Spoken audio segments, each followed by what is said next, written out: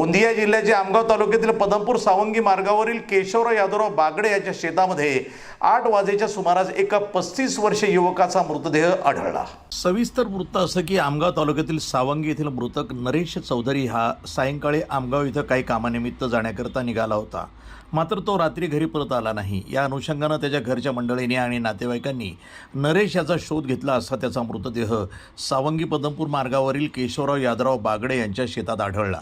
या घटनेची माहिती आमगाव पोलिसांना देण्यात आली असता आमगाव पोलीस घटनास्थळी पोहोचून घटनास्थळाची पाहणी केली असता मृतकाच्या गळ्यावर धारदार शस्त्रानं हत्या केल्याचं उघडकीस आलं।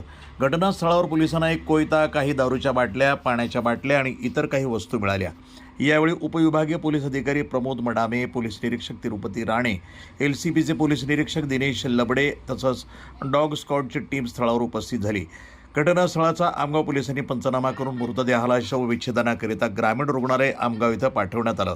पुढील तपास उपविभागीय पोलीस अधिकारी प्रमोद मडामे यांच्या मार्गदर्शनात पोलीस निरीक्षक तिरुपती राणे हे करत आहेत। NTV news Marathi, Gondia.